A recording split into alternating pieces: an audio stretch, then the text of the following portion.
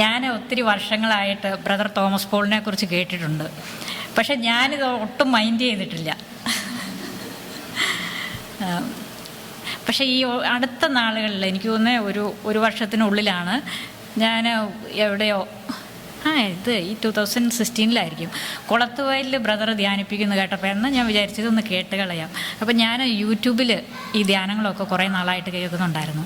അപ്പം ഞാൻ ഒന്ന് കേട്ട് കഴിഞ്ഞപ്പോൾ തോന്നി ഇത് തിരക്കേടില്ല, അതുകൊണ്ട് ഞാൻ അടുത്തത് കേൾക്കാൻ തുടങ്ങി. അപ്പം ഞാൻ മിക്കവാറും ജോലിയുടെ ഇടയ്ക്കൊക്കെ ഇത് കേൾക്കാറുണ്ട്.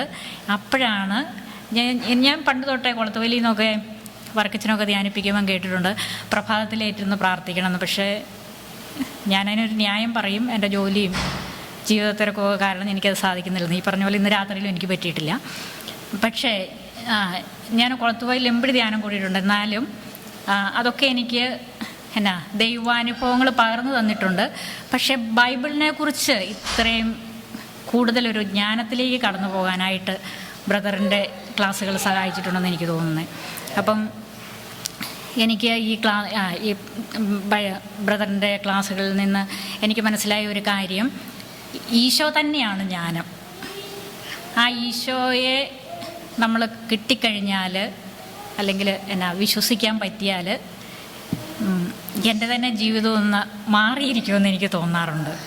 ഇപ്പോൾ ഈ ഞങ്ങളുടെ സിസ്റ്റേഴ്സൊക്കെ പ്രാർത്ഥിക്കുമ്പോൾ ഒക്കെ പറയാറുണ്ട്, ഇത് ഇച്ചിരും കൂടെ കർത്താവ് ചെയ്യിക്കും. പക്ഷേ ആ കർത്താവ് ചെയ്യിക്കാനായിട്ട് കർത്താവിന് വേണ്ടിയിട്ട് ഇരിക്കുന്നില്ല, ആ ജ്ഞാനത്തിന് വേണ്ടിയിട്ട് പ്രയത്നിക്കുന്നില്ല. പിന്നെ ഇപ്പം ഈശോയിലാണ് എല്ലാം പൂർത്തീകരിച്ചെന്നുള്ള ആ ഐസയായുടെ വചനം ഇപ്പം നമ്മൾ വായിച്ചു കേട്ടു, അത് സുവിശേഷത്തിൽ ഇപ്പം നമ്മൾ പറഞ്ഞു കേട്ടു. അപ്പോൾ അത്രയും ഒരു വിശദമായിട്ട് ആ ബൈബിളിനെ കുറിച്ച് മനസ്സിലാക്കാനായിട്ട് അല്ലെങ്കിൽ ദൈവത്തിൻ്റെ വചനത്തിലേക്ക് ഇറങ്ങിച്ചെല്ലാനായിട്ട് സഹായിക്കുന്നുണ്ട്. പിന്നെ ആ ബഹുമുഖ ജ്ഞാനത്തെക്കുറിച്ചൊക്കെ പറഞ്ഞത്, അതാ ഓരോന്നും 21 ഉണ്ടെന്ന് ഞാനിതിനു മുമ്പ് വായിച്ചത് പലപ്പോഴും. പക്ഷേ 21 ഉണ്ടെന്നൊക്കെ ഞാൻ ഇപ്പോഴാണ് അത് ശ്രദ്ധിക്കുന്നത്. അപ്പോൾ 21 പോയാൽ നമ്മൾ ഇവിടെ ഇരിക്കുന്ന ഇത്രയും പേർക്ക് കൊണ്ട് തന്നെ ലോകത്തിൽ ഭയങ്കര മാറ്റമായിരിക്കും വരുത്താൻ പറ്റുന്നത്. എല്ലാവരും വേണം, ഞാൻ തന്നെ മതി എന്ന് എനിക്ക് തോന്നുന്നത്. എനിക്കൊരു കൂടുതൽ മാനസാന്തരത്തിലേക്കാണ് ഈ ഓരോ ദൈവവചനവും എന്നെ എത്തിക്കുന്നത്.